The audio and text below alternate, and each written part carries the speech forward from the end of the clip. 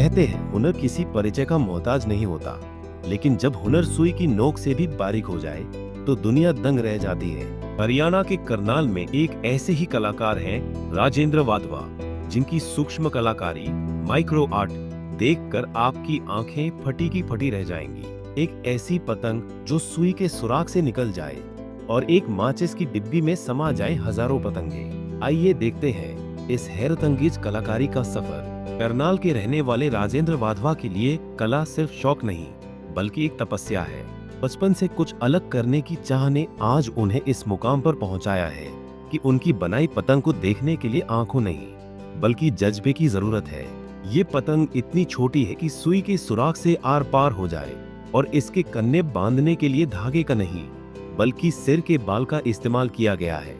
ताज्जुब की बात यह है कि एक छोटी सी माचिस की डिब्बी में ऐसी 1000 पतंगे समा सकती हैं। सिर्फ पतंग ही नहीं, राजेंद्र ने उंगली के नाखून से भी छोटी हनुमान चालीसा, रामायण और शिव चालीसा लिखकर सबको हैरान कर दिया है।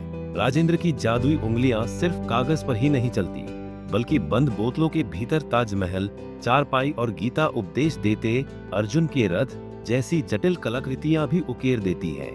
उन्होंने एक 8 mm का चरखा और एक ऐसा नन्हा बैट भी बनाया है जिस पर चावल के दानों से टीम इंडिया के खिलाड़ियों के नाम लिखे हैं। राजेंद्र बताते हैं कि एक छोटी सी हनुमान चालीसा तैयार करने में उन्हें 20 दिन की कड़ी मेहनत लगती है। पेंसिल से बारीक अक्षर उकेरते वक्त शरीर साथ छोड़ देता है, आंखों में दर्द होता है, लेकिन कुछ नया कर गुजरने का हौसला कम नहीं होता। शौक जो है ना, मेरे को बचपन से ही था कुछ अलग करने का। तो जैसे अब इस बार मैंने बसंत पंचमी में एक छोटी काइट बनाई है जो इतनी छोटी है कि सुई के सुराख में से आर पार हो जाती है और उसके सिर के बाल के साथ कन्ने भी डले हुए हैं। और वो अगर एक माचिस की डब्बी में डाल दे तो वो हजारों पतंगे बन सकती हैं। हजारों पतंगे एक माचिस की डब्बी में आ जाएंगी। और सूक्ष्म लेखन में मैंने छोटा हनुमान चालीसा, रामायण और शिव चालीसा वगैरह बनाया हुआ है जो हाथ की सबसे छोटी उंगली होती है उसके नाखून से भी छोटी है। कब से आपको शौक है और क्या क्या बना चुके हैं और कितना समय लगा है ये?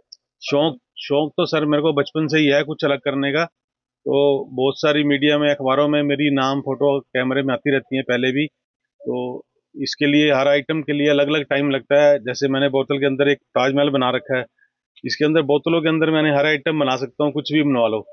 चाहे चरखा बना हुआ है महात्मा गांधी के साथ, राष्ट्रीय नेता बने हुए हैं, अर्जुन रथ बना हुआ है गीता उपदेश देते हुए, जो कई संग्रहालयों में वगैरह में भी लगा हुआ है। तो अब गिनी बुक में अपना ये पतंग वाला भी? हाँ जी, हाँ जी। अब गिनीज बुक के अंदर 2-3 जगह आइटमें डालनी है मैंने। एक चरखा डालना है और एक पतंग के लिए कोशिश करेंगे, और जो सूक्ष्म लेखन लिखा हुआ उसके लिए भी। तो बताएं थोड़ा और क्या क्या हनुमान चालीसा में कितना समय लगा था? जो हनुमान चालीसा है सर, वो उसके अंदर मेरे को 20 दिन लगे थे, क्योंकि उसके अंदर एक एक पेज के ऊपर लिखने के लिए ब्रिक पेंसिल बार बार को गढ़ना पड़ता है। जिस कलम से लिखना है हमने उसको, और आंखें थक जाती हैं बिल्कुल ब्रिक लिखना।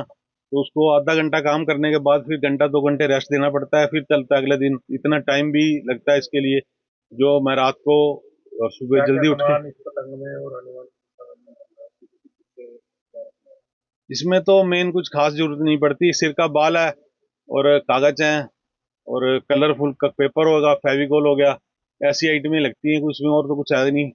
बुक्स में अंदर भी वही लगेगा। और पेंसिल जो है अच्छी कंपनी की लेके उसको ब्रिक गढ़ के बार बार लिखना पड़ता है, जो लेंस से ही पढ़ा जाएगा वो। और रामायण सारा कुछ रामायण भी इसी यही सेम प्रोसीजर होता है, बस कितना आप प्रॉपर लिख सकते हो और कितने टाइम लगता है वो डिपेंड करता है क्या आइटम बनानी है। जैसे शिव चालीसा है, शिव निकालते हैं कितना समय? टाइम तो सर फैमिली को भी देना पड़ता है और अपने आप को भी। शौक मार नहीं सकता मैं, और शौक के लिए रात को भी जागता हूँ, सुबह भी जल्दी क्या उठता हूँ। सपना है आपका?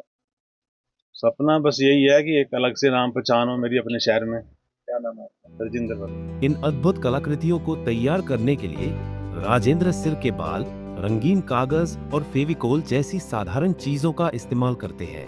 परिवार की जिम्मेदारियों और अपने जुनून के बीच संतुलन बिठाते हुए वो अब एक बड़ा सपना देख रहे हैं। राजेंद्र अपनी इन सूक्ष्म कृतियों के जरिए Guinness book of world records में अपना नाम दर्ज कराने की तैयारी में है, ताकि दुनिया करनाल के इस सूक्ष्म उस्ताद का लोहा मान सके।